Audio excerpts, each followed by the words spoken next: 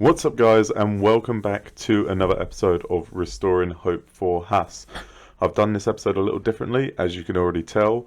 I took it from my Twitch, as I did this episode live on Twitch. So if you guys do have Twitch and you want to watch these episodes live, go ahead, go into my description down below and you can follow my Twitch channel over there.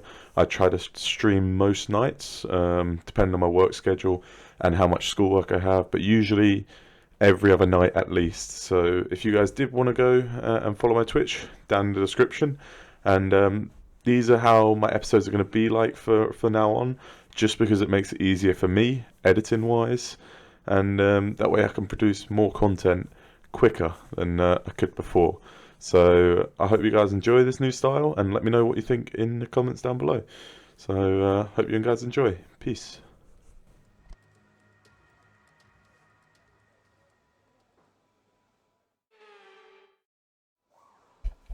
Come on in.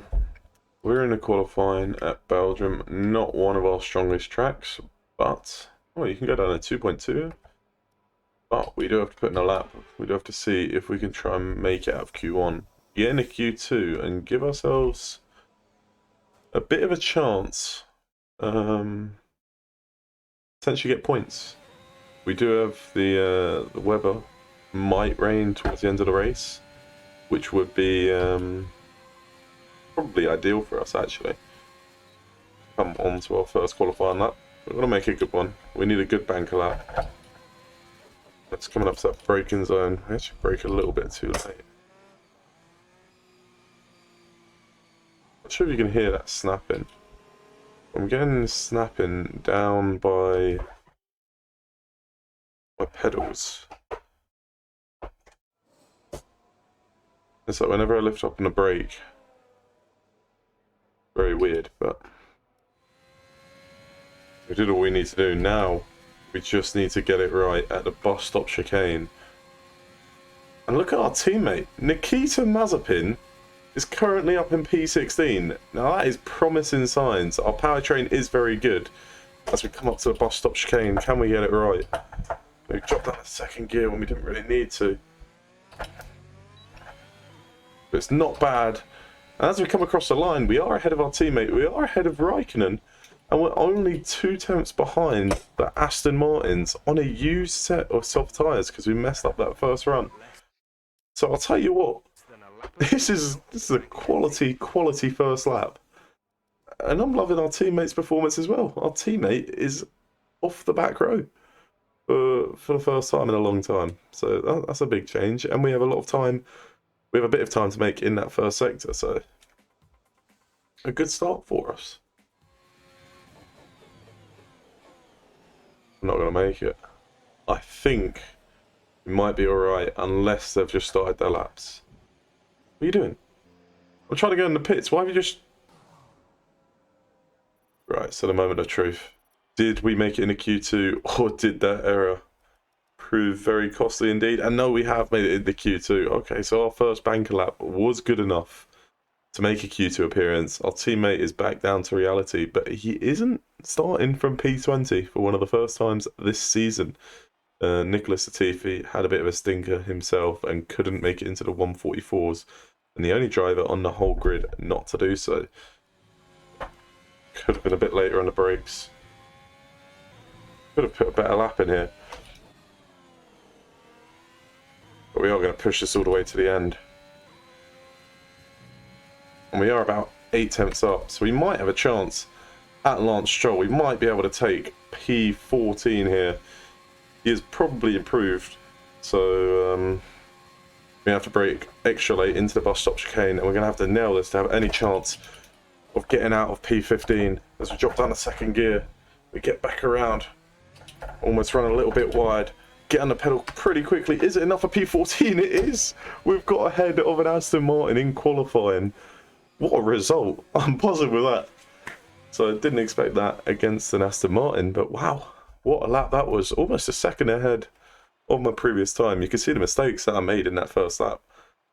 And we weren't far away from getting ahead of both Aston Martins.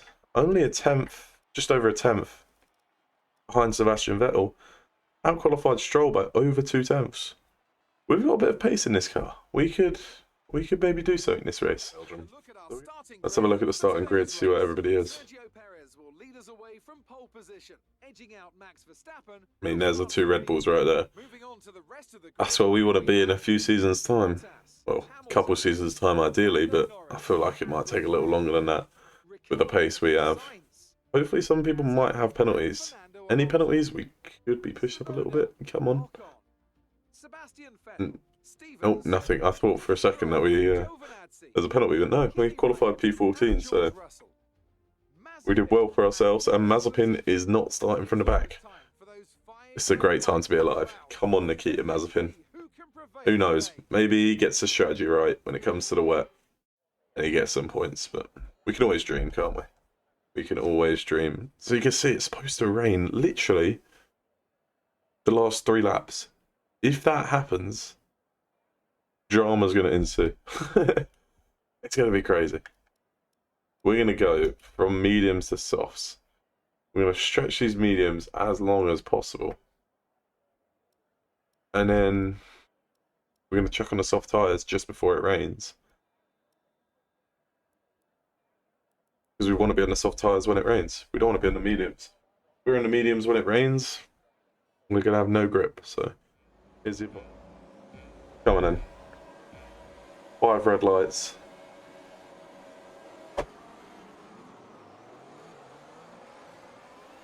It's a decent start, especially compared to Fernando Alonso up ahead.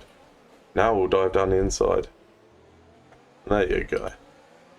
They need to fix that next game. You dive down the inside there against loads of cars, you're going to gain loads of positions. We're already up in a P10, starting from P14, for example. Which is just a huge benefit. A bit rusty through a Rouge. And that's going to leave us a bit compromised to Esteban Ocon from behind. I don't think he's going to get close enough, so he should be okay. We are going to be okay.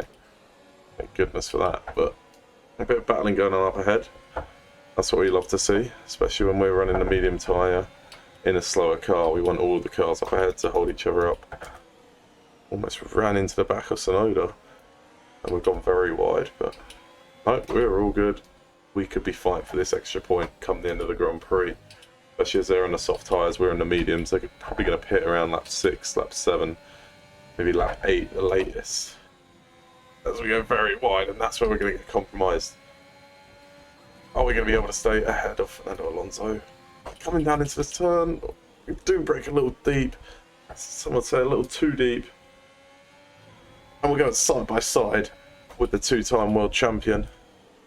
Going around these corners, we're giving the room. It's not the 2-time world champion. I've just had a look. It's actually Esteban Ocon. And as I had a look, I screwed myself over. So it's the 1-time race winner, Esteban Ocon. And I thought the Ferrari was going to leave me some room. But that's us already dropping down. I don't know what's happened to Fernando Alonso. I think he might have wing damage himself. So Fernando Alonso is definitely not in the picture for points as of right now. And we are in a bit of a trouble. We've got to try and stay onto science and make sure we get DRS down this long straight. But wow, we just bottled that a little bit. Not ideal, losing 2 places at once. So we're getting pretty lucky in this race. P13. It looks like science has an issue. So we're probably going to be P12 in the next couple laps on the medium tyres. Could rain towards the end of the race. This could be a chance at points, and it could get very interesting later on. These 2 guys are going wheel to wheel. We want to get involved in this. See if we can get science coming down the main straight. We might even be able to get both of them at this rate. They're holding each other up. They're gonna go side by side into there, aren't they? Side by side into Radion and a Rouge. This is not going to look good. We're going to take full advantage of this though. Their lines are compromised. Can we get them down the main straight? Oh, Lance Stroll got the DRS. Sainz has got slipstream. We could go 3 wide here. Nope, we're going to go down the inside of Carlos Sainz. Try not to clip off front wing. Wow, that was close. I'll tell you what, that is a fantastic move though. Got on the brakes at the perfect time. got past the Ferrari at the earliest of opportunities, a slow-moving Ferrari. And now we could try and hang on to the back of Lance Stroll. We've got Hamilton behind on the hard tyre. We've got all these fast cars approaching, we're going to let them go very easily.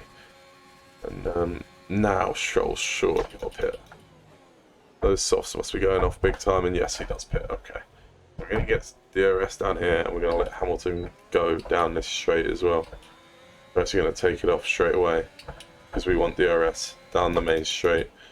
And obviously we don't want to lose time fighting these big teams. So we let Gasly go, didn't lose any time doing that, which is nice. And now we've got Ricciardo to worry about from behind. And that's what I'm talking about right now in these medium tyres. We think we may see some rain. ETA is about 15 minutes. Dries seem like the Okay, I'm not sure it's actually going to rain. 15 minutes is too long for it to rain. But then just 5 minutes ago, he was saying 10 to 15 minutes. So you never trust the weather forecast here in Formula 1. We're going to try and push these mediums to around lap 15, and then the soft tyres we're going to have at the end are going to be lightning quick. The last couple of laps they'll wear down, but they'll be quick the first couple of laps in the stint, and these just do not feel comfortable at all right now. Scared I'm going to spin it, and if I spin it, that's points over, so I'll pull out ERS, see if we can hold it. Probably not helping our race fighting the McLaren, but if we can stay ahead of him, which we can.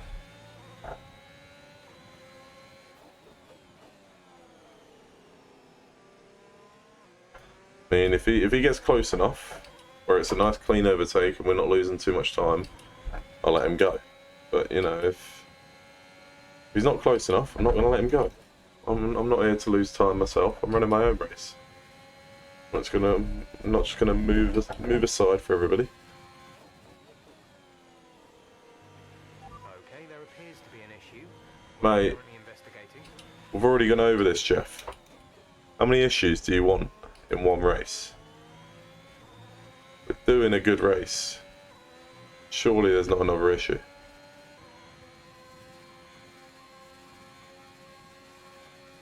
I'm gonna pit next lap.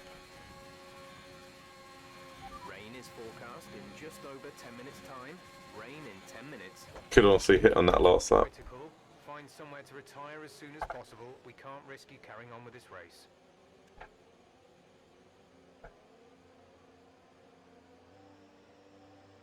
The gearbox.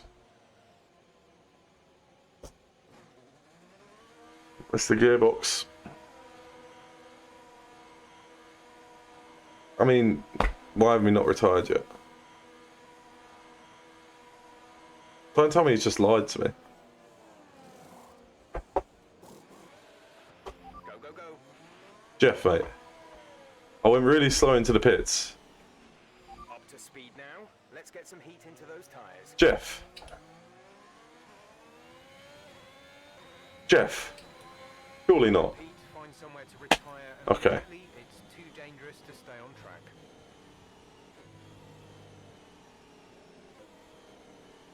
Oh my gosh. We were racing so well as well. That's painful. That's our first DNF That looked of the bad. season. You all right? Let me know you're all right. No, are you alright, Jeff? Let me know if you're alright. You just told me to retire. I pulled over in a safe spot and you're chatting shit, yes? I mean, I guess the one positive from this race is Alfa Romeo and Williams didn't score points, but they weren't really expected that anyway. I mean, Kimi Raikkonen actually came pretty close. He was at, what, 2 places off? I mean, 7 places away, but he got pretty close. Science fixed his problems and stole P10 away from Stroll by 1/10 over the line. That would have been interesting to see what we could have done. We would have had the pace on the soft tyres. We would have probably been fighting those two as well. So Very disappointing that engine couldn't hold up, or a gearbox, should I say. I was looking at it before the race. I didn't think it was going to be that much of an issue, but clearly it was. So, first race we've had to DNF this year.